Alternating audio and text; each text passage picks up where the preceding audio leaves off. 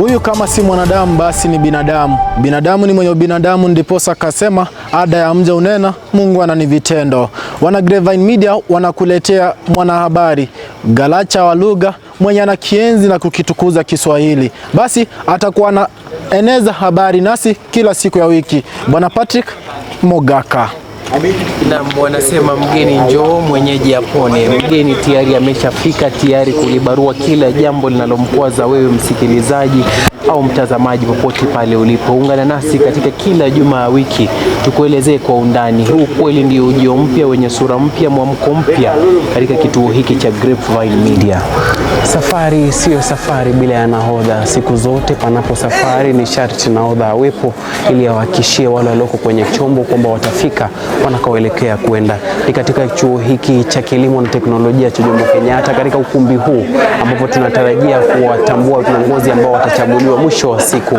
Kumbuka mchakato huu mzima wa uchaguzi ungeanza hapo awali, lakini kutokana na mgogoro fulani huu mchakato uliweza kusitishwa kwa sababu waliweza kuwa na vigogo ambao walitaka kuwania kiti hiki kupita kiasi, na hivyo ikabidi kupunguza idadi. Katiba ikafanyiwa haki, wawili kati ya watatu wakaweza kufuzu, na ndio waloko huku ndani, Marian Njeri na vile vile ISSA Peace ambao wapo humu ndani. Uchaguzi tayari umekamilika. Kinachoendelea hivi sasa ni kupiga hesabu za wale waliopiga kura hizo, ili mwisho wa siku tujue ni nani kati ya hao wengi walioko kule ndani wanaweza kufaulu. Kwa urahisi tutaweza kutambua nani rais katika mchakato huu mzima wa uchaguzi, na tutakuleteeni wewe taarifa hizi moja kwa moja zinapotukia. Na mruninga ya Grapevine Media imekita kambi na mizizi yake katika chuo hiki kikuu cha kilimo na teknolojia cha Jomo Kenyatta, kuhakikisha kuwa katika ukumbi huu, ukumbi ya uliko pembeni wa chuo hiki, tutakuwa tunakuelezea kwa undani yapi yanayotarajiwa. Kwa hivi sasa, kama nilivyoeleza hapo awali, uchaguzi umekamilika. Kinachoendelea hivi sasa ni kuhesabu kura zilizopigwa, kisha hapo baadaye tutajua nani kati ya wale wawili, mbivu na mbichi ni gani, ni nani aliyeongoza, ni nani ambaye alikosa kupewa fursa ya kuongoza. Lakini pia vile tuna baadhi tu ya wanafunzi katika chuo hiki ambao wataweza kutuelezea kwa undani ni yapi ambao wanatarajia kati ya hao wawili walioko kule ndani. Wao wanatarajia yapi na ni kipi ambacho wanaona yule aliyekuepo hapo awali hakukitenda, lakini hivi sasa wana imani itatendwa. Na karibu, tuanze kwa jina lako, tuambie mwaka wako ni nani na unatarajia nini? Okay, my name is Mondi Samuel, Daktari Ombe, wanajua kama Jkuat Prince. Niko katika first year 1.2 and I'm pursuing a course of public administration and leadership under the School of Business Administration, Business Entrepreneurship, Department of Business and Administration. Unatarajia nini baada ya hii? Tazama kamera. Okay, kwanza mimi ndio Chief Delegate Officer. I'm the Chief Delegate Officer during this process, and we started by voting for the first regime ambao walishamaliza mambo yao. Sasa tuko hapa ili vote for the presidency, that is between Peace, ISSA and Marian, and we expect now we have voted and now we expect the result. What I just want to say that we expect the result to be counted fairly in a very good manner, so that we don't so that we prevent chaos and violence that might occur, and I think things will be fine and will be in a better state. We're just waiting for the results in just few minutes. Na vile vile ni yapi ambayo unatarajia yawe tofauti na mambo ambayo umeyashuhudia kutokana na uongozi uliopita? Okay, if I compare the last leadership and this leadership, what I can say is that we want this leadership to tighten their belt. I want this leadership to do as they pledged before. You know, when they want something, they come like babies. They come with good terms. They vibe with you. We eat on the same plate. But once when they are in that office, they don't know you. What they want is that they usually do something that they want, but we don't want that regime. We want a leadership that will enable us to benefit all as students and to do things that will be in a better state. We want the improvement of the Jkuat infrastructure and everything. Basi tumpate mwingine aweze kutuelezea kwa undani. Kwa ufupi tuelezee tu maoni yako kutokana na uchaguzi huu, ni yapi unaotarajia mwisho wa siku? Katika uchaguzi huu ni kwamba wale wajumbe watachagulia viongozi ambao tutaweza kuwaaminia, na vile vitu ambavyo shule vitakuwa vinafanya ama shule itakuwa inafanya. Tunatarajia viongozi ambao tunaweza tukawaaminia tu hivyo tu, na pia tupe uchaguzi ambao una haki na tusisikize kwamba kuna mawili matatu ama ukarabati ulifanywa hapo katikati. Na ni hayo tu kwa sasa. Na hayo ndiyo maoni ya hawa wanafunzi katika chuo hiki cha kilimo na teknolojia cha Jomo Kenyatta. Kila mmoja ana lake. Mwisho wa siku kuna yule atakayeondoka akiwa na tabasamu na yupo atakayeondoka akiwa hana tabasamu. Yaani kwa ufupi tutajua mmoja kati ya wale wawili ni nani atakayeongoza. Kumbuka mti ni mmoja, matunda ni mengi. Tupo hapa wachache sisi, lakini kwa ajili yenu nyinyi watazamaji, nyinyi wasikilizaji, tutawaeleza kupitia runinga hii ya Grapevine Media yote yanayotokea na yote yanayokuhusu wewe kama msikilizaji na mtazamaji. Basi uchaguzi tayari umefanyika, tumechagua mbivu na mbichi na tambulika wazi. Baadhi tu ya wafuasi wa wale waliokuwa na wania ambao ni ISSA na vile vile Meriana ambao wamefika katika sehemu hii wanaweza kuona kelele.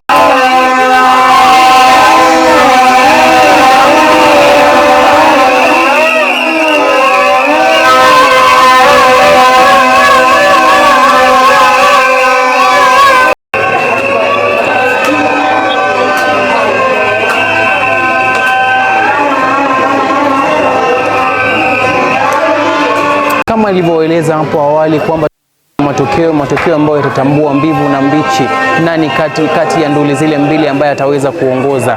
Sikuweza kueleza hapo awali, lakini kwa ufupi tu kuwaeleza nduli wawili hawa ambao ni ISSA na vile vile Merian. Merian ni mtangazaji katika chuo hiki, ISSA ni mwanafunzi katika sehemu ya uhandisi. Hawa wawili ambao waliweza kuwania kiti hiki cha uongozi, na mmoja kati yao, mmoja huenda akawa wa kike au wa kiume ataongoza.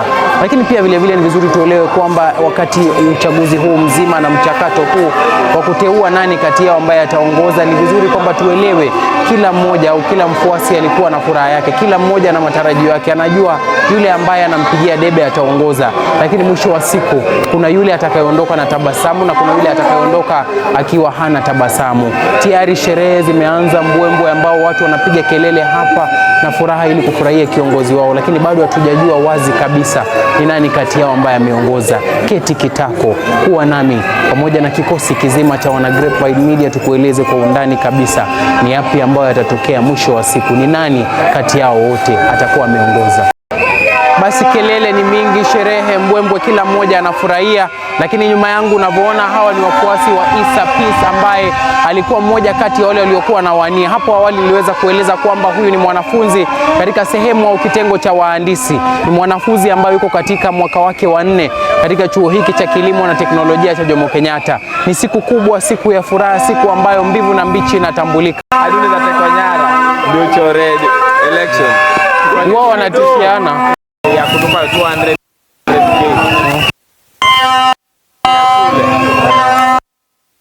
Ya shule. Na kama nilivyoeleza hapo awali, tunazidi kuchukua baadhi ya maoni kutoka kwa wanafunzi na vile vile wajumbe ambao wamesimamia mchakato huu mzima wa uchaguzi. Kumbuka ni uchaguzi ambao utateua viongozi ambao watakuwa wanakalia kiti hicho cha uongozi mwaka 2025 mwaka 2026.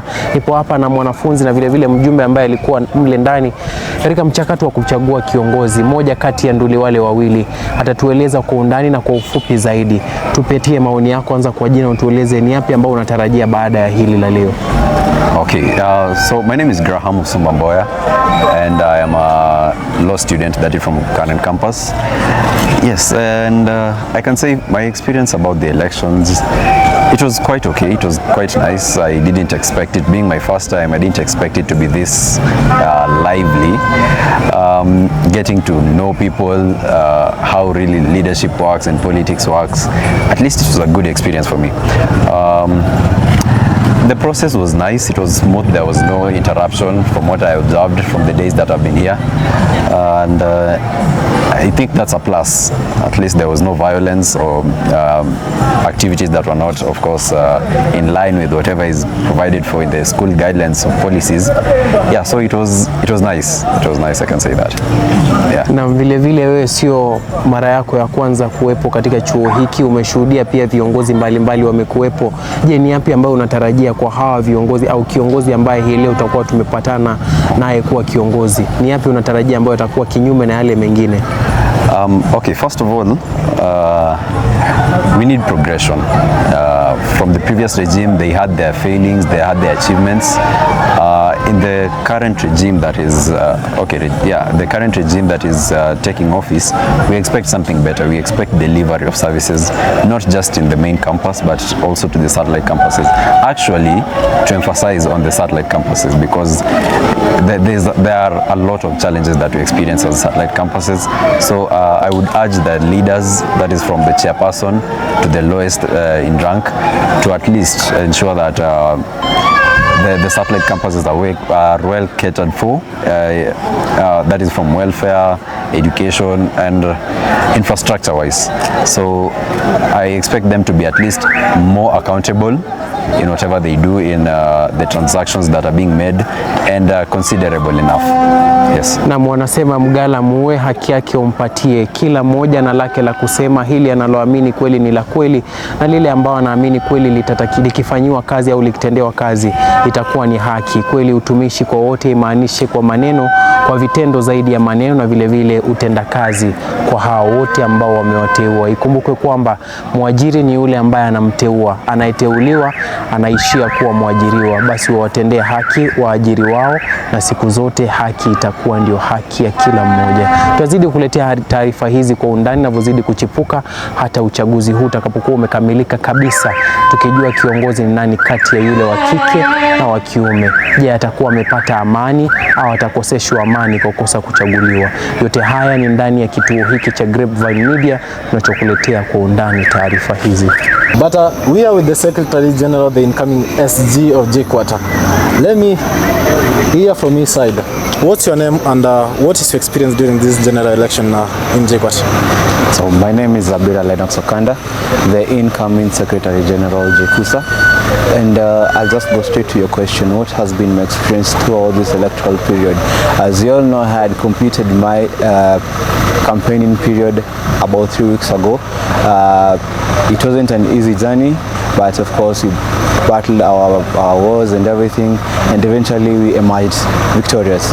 So afterwards we had to wait for the chairperson's election, and that actually culminates to the experience because it was a tedious one.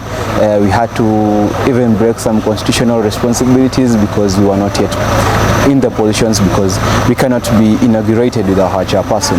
That is a limitation within our constitution.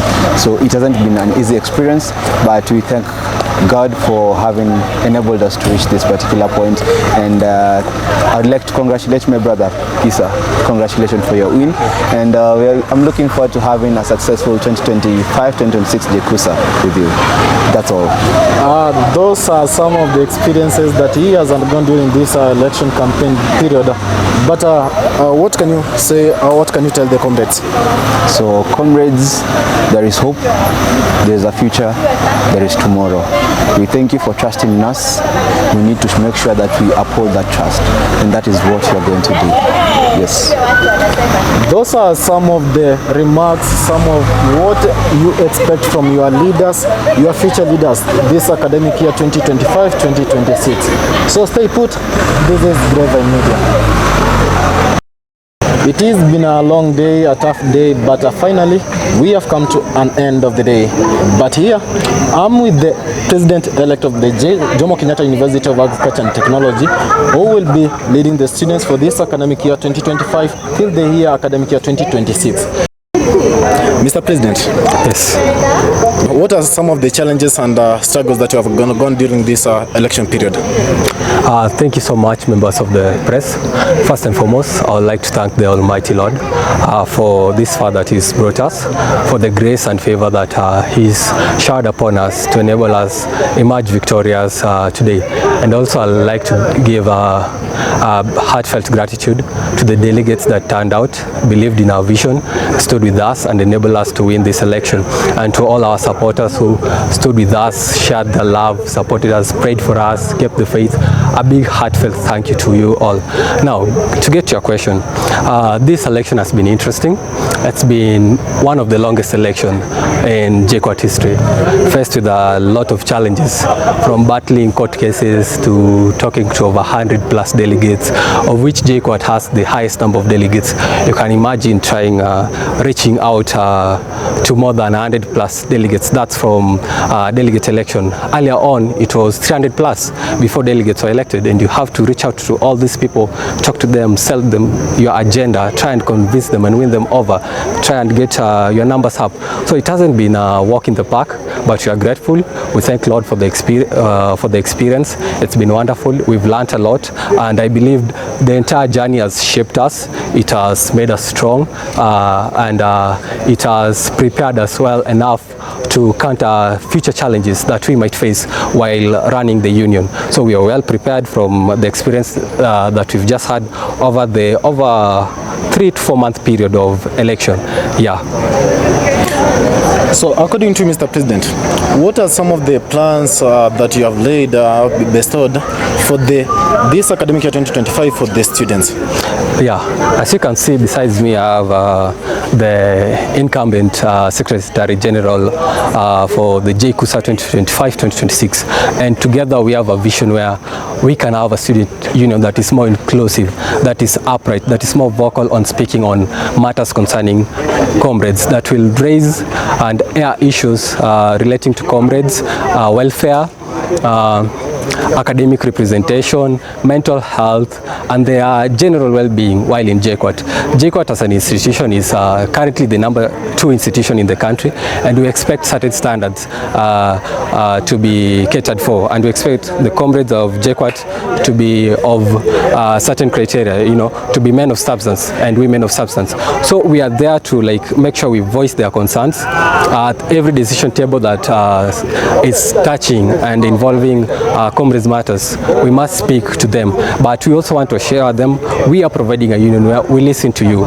We come to you, we speak out, we listen to you, and we are very ready to seek solutions to the problems. We might not have the answers right now, but we will tirelessly not rest until we provide the best applicable solutions that will solve some of the most common challenges that most of the student body or the student population is facing. So my message to the comrade fraternity of Jkuat, that we are going to have a fresh, peaceful year that is led with upright leadership that is visionary, leadership that listens, leadership that serves, and leadership that is ready to deliver. Mr. President, according to your manifesto, there's this agenda that you rose, whereby mental illness has been a great impact or a great challenge with these students, whereby you find some students committing suicide.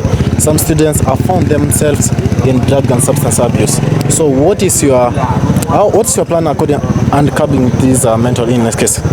Yeah, thank you for the question. Actually, the issue to deal with mental health has become a critical concern that really deserves to be looked into with the necessary weight. It should be given the necessary relevance, because of late we've witnessed a lot of cases where comrades are committing suicide left, right, and center. Girls some are even murdering their fellow friends, their roommates, their lovers, their girlfriends, their boyfriends. So it's a concern that needs to be looked into, and that's why we felt like the current mechanism in place haven't been fully sufficient or efficient. Rather, the effectiveness levels haven't yielded enough results.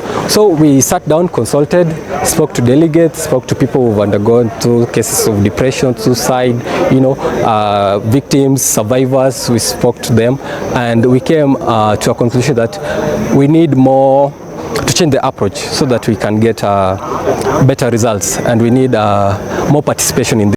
Yes, in our manifesto, we raised the matter. We had a proposal to have the institution coming into play. So we need to have these mental health awareness sessions being part of the institution programs, rather as being a student-led initiative only, where the student council is the only body that is pushing for this, borrowing from the concept of life skills back in high school and primary, where we used to have like one session a week of 40 minutes, and people get to interact and learn a bit of life skills which can be useful there. Having such a similar concept where we can be having mental health awareness sessions driven by the institution at the departmental level at least once a semester will help to yield better results. And also Other key areas that need to be looked into, most of the time it's only about raising awareness. A bit of certain areas are sidelined. Issues like of how do you respond to such cases. Now we only talk about someone going through depression, but you as a friend, how do you assist this person? We hardly talk about that. So we also need to look into such matters. How do you handle a suicidal case? How do you handle someone who's depressed? How do you handle someone whose mental state is not okay? You see, those are some of the things we also need to add and include in part of the conversation to deal with mental health. Yes, so with regards to that, we felt the approach needs to be a bit different so we can yield better results. Yeah, thank you for your question. As you hear from the president of Jomo Kenyatta University, the incoming president, has elaborately said what causes mental illness and the ways that can curb this mental illness in Jkuat fraternity. Not only in Jkuat, even though in other settled campuses. Those are all the remarks from Mr. President, the incoming Jkuat president. Those are some of the remarks that he has aired, and those are some of the solutions to curb mental illness plans that he has for the student welfare this academic year 2025-2026. Most of the results is as the years goes by. We are Grapevine Media. This is your trusted source. I'm Nick Binmo.